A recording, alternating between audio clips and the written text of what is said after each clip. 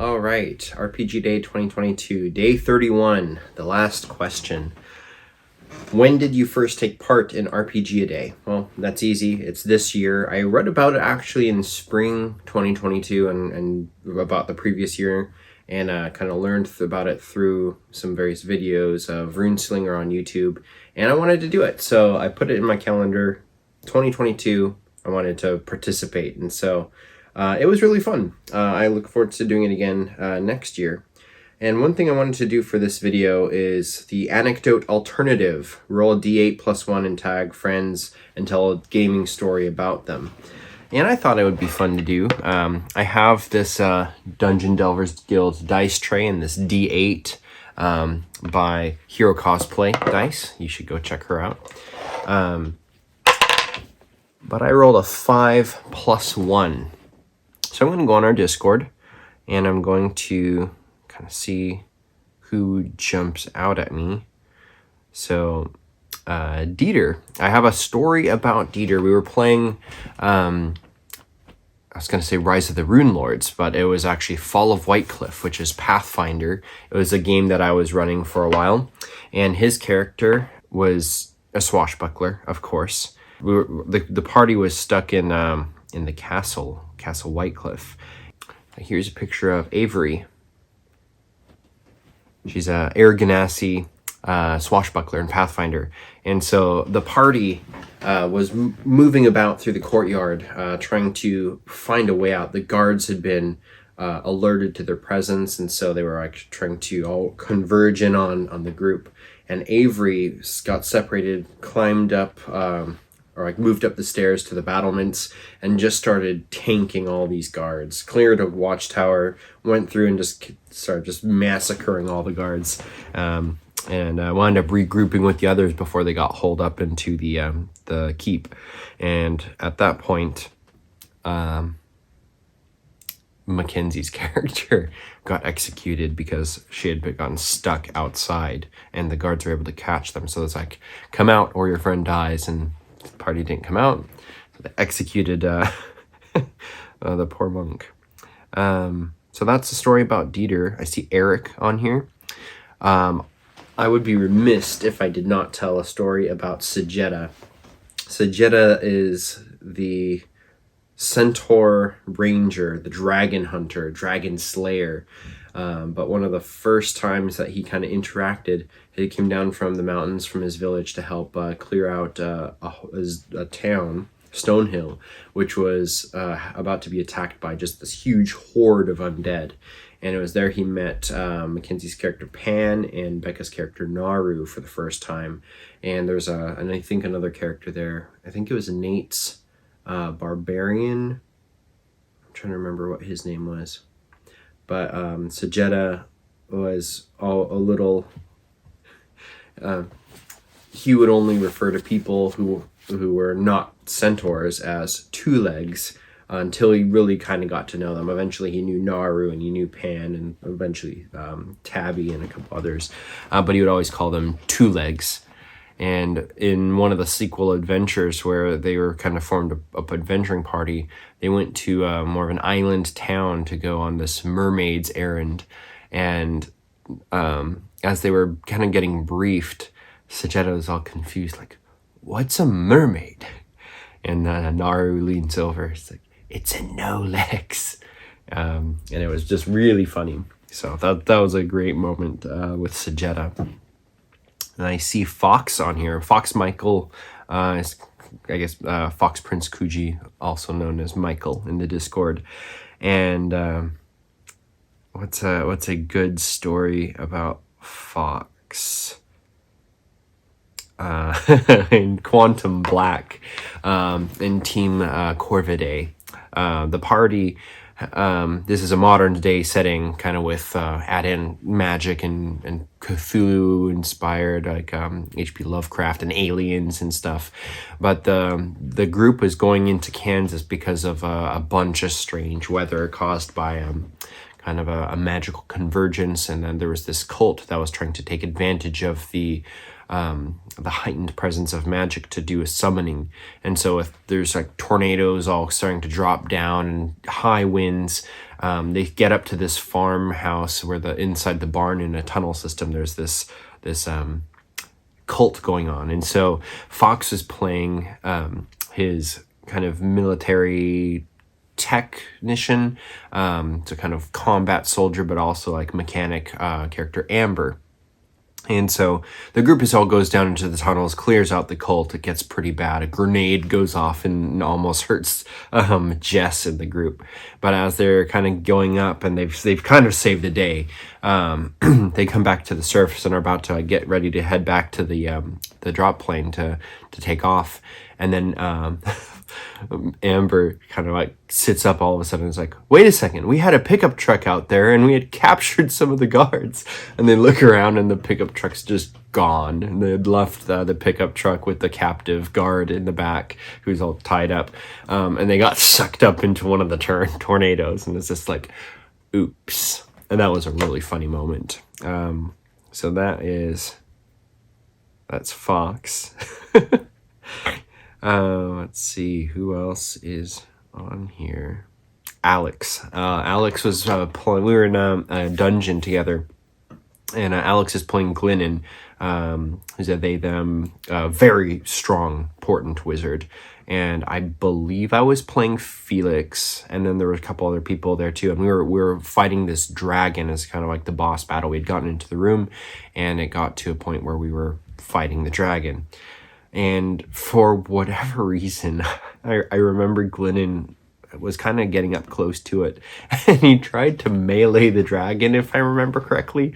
And then the dragon like had the breath weapon recharge or something. And anyways, Glennon almost got wiped. And that was really funny. Ever since then, he's like, no, I'm not gonna go up there. It's a real bad time.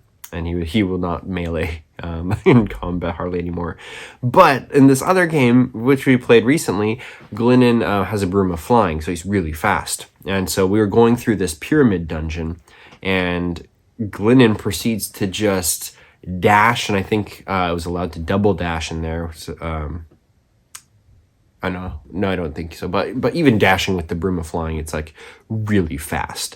So he's just zipping through the entire dungeon, triggering traps here and there, getting monsters alerted, and just mapping out the whole dungeon, and leads this giant trail of monsters to come to us, triggering the whole dungeon. It was really funny.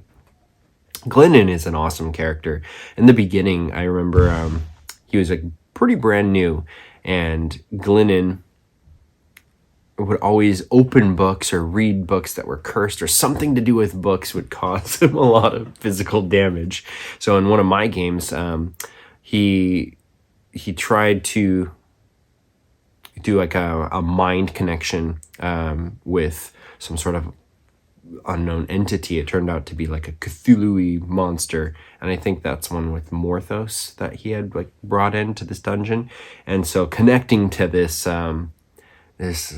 abomination of a deity caused tons of psychic damage to him. And so I was like, oh, that was really bad. And then like in the next game, Eric was running, and he finds this cursed book, and it's like a mind spike as soon as he starts to read it, because it's too high level for him. So Glennon was always suffering there in the beginning levels, but he's very high level. I think he's one of the highest in the guild right now. So love Glennon. Who else can we tell a story about? Mackenzie. How about Mackenzie? So we had signed up to play in a one-shot together. Someone else was DMing, but it was for new characters, level 3 characters that we were going to be making. And we were going to just kind of make whatever. We did not plan it at all to synchronize our characters together, but she wanted making a kind of pink tiefling. She's going to be a bard. Her name was Farah Falcon. And my character, I was going to make a tiefling. I was going to have him be purple. He was going to have ram horns and kind of goat legs. And I was trying to come up with some sort of backstory. There was not really anything that I was really wanting to play. So it's like, well, he could be he'll be a monk class, but his backstory is maybe he tried to open up a company and be like a detective at first, and he was terrible at it. So he's like Felix Falconius, Private Eye. So his last name I made was Falconius, and that was supposed to be a false name, I think, because he like it made it for show. So it turned out when we found out about these characters, Mackenzie is playing Farah Falcon, the glamour bard, and I'm playing Felix Falconius, the dramatic and flourishing, amazing detective monk. We immediately they're twins, and that's been really fun to see them play out. Felix is now level 10.5, and he died in that last mission, the one that I told you about with Glennon. I was playing Felix, and he died and got reincarnated. So they haven't met up yet, but Farah is still a tiefling, and she's got married to Dieter's character, Imber Burnhand, who's also a blue tiefling, sorry. And now Felix, they were the trio tieflings, but Felix is no longer a tiefling now. He got reincarnated as a Aasimar. And so that's going to be really interesting to see what happens next. But that story was just Mackenzie and I making the characters. That caught me completely off guard. That turned out to be a really fun, just kind of a thing that happened. Pie Guy. Of course it would be Pie Guy. He jumps out at me next. So one of Pie's first games ever in the group, in the Dungeon Delvers Guild, I was running a one-shot. It was part of a kind of a separate series. It wasn't so much in the world of Erden, which is like our one-shot world. It took place in a far-off kingdom in the world, but completely separated, and the concept was you are a gladiator. This was my gladiator series. So you started off with no weapons. You basically were assigned something and shoved into the arena to fight. That's what kind of those games were supposed to be like. Well, this one was supposed to be running the maze. You were going to be put in. You don't have a weapon right away, and you have to go through the corridors and kind of navigate out. And nobody knew what the other team was, but the other team was all going to be Minotaurs, this clan of enslaved Minotaurs that if they got out, they could have their freedom, versus you as the slaves. If you can avoid getting out of the Minotaur pits and navigate through this maze and get out before the Minotaurs, then you could have your freedom and escape and get out to the world of Erden. And so the players are all revealing who they made in the beginning of the one-shot. And some people, they were all started at level 1 too. These weren't level 3 characters, so they're very squishy. And lo and behold, Pi has made Durakar the Minotaur. And he had no clue that the whole idea was that the Minotaur clan was going to be coming. So he started off with 3 other companions in one portion of the dungeon, or I think maybe they were at different points. I forget how it was, but they all started to run and try to reveal the map and see where things were going. And all the while, there's a bunch of other Minotaurs that were coming through too. And if they caught you, they had swords, and so you had to either grapple one, find a weapon in the maze, or just run away.